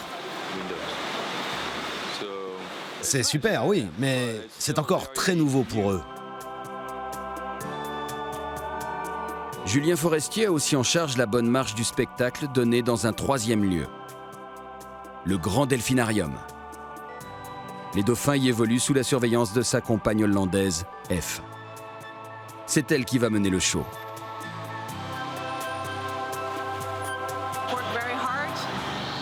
On a travaillé très dur pour en arriver là, pour préparer ce show au mieux. Oui, c'est très excitant et j'espère que tout va bien se passer. On n'a pas eu beaucoup de temps, donc les animaux ne sont pas totalement prêts pour un show aussi important.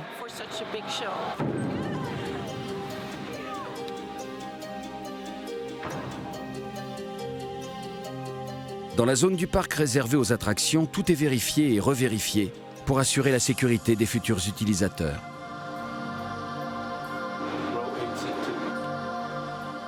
Chaque manège, chaque parcours scénique est testé en conditions réelles. Quand ce n'est pas bien au-delà.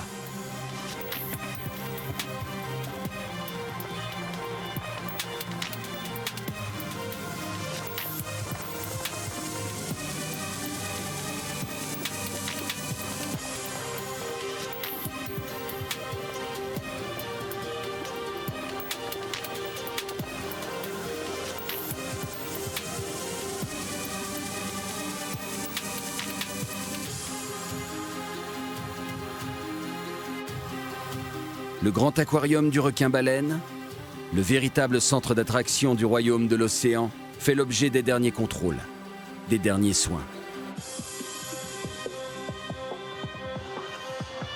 Il faut que tout soit parfait pour l'ouverture au public. Ce moment est attendu par tous depuis très longtemps. 18 mois d'impondérables d'hiver, mais qui sont aujourd'hui balayés.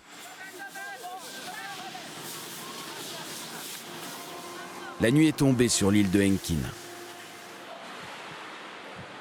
Les belugas ne dorment jamais.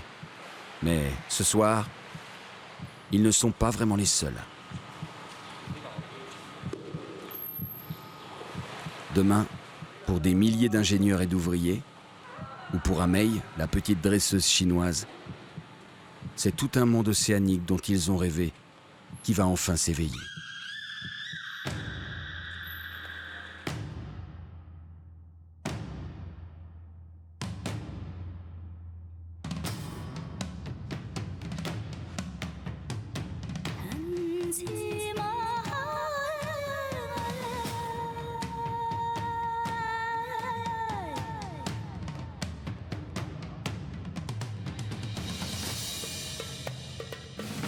Le 29 mars 2014, 3 ans après le premier coup de bulldozer, l'ouverture officielle du parc peut avoir lieu.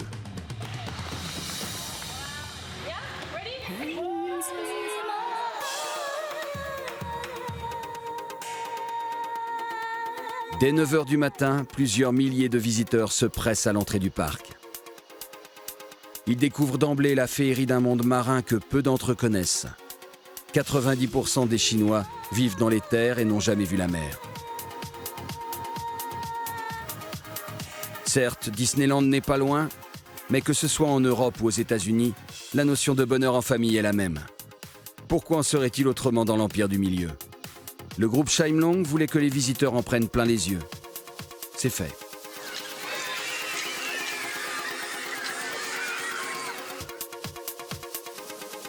Le spectacle aquatique peut commencer. Que ce soit à l'extérieur ou dans les bassins des différents théâtres, il se donne sans compter.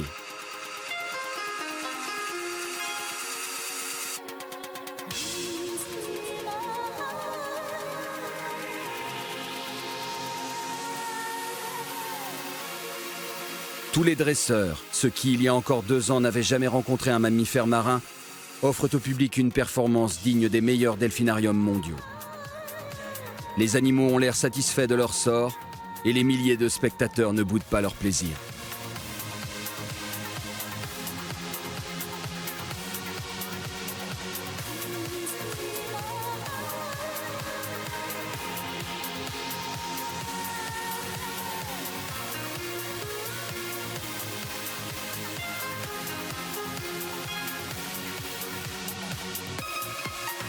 Le succès tant escompté est bien au rendez-vous. Le groupe Shine espérait 20 millions de visiteurs annuels. Il y a fort à parier qu'il les aura. D'emblée, Ocean Kingdom a déjà obtenu plusieurs récompenses internationales, dont 5 records au Guinness Book et le très prisé prix TEA pour les innovations artistiques. Toutes les attractions d'Ocean Kingdom ne sont cependant que l'écrin grand public du sanctuaire marin qu'est l'aquarium géant. Les 30 000 poissons exposés ont-ils le même succès auprès des foules ? Il semble bien que oui. Le milliardaire chinois et le groupe Shine ne sont peut-être pas des philanthropes, mais ce sont des visionnaires éclairés. Ils ont investi 3,5 milliards d'euros dans la création d'un océan intérieur unique au monde. Un lieu où les Chinois et les visiteurs de la planète entière peuvent, tout en l'admirant, apprendre à mieux connaître et à respecter le monde de la mer.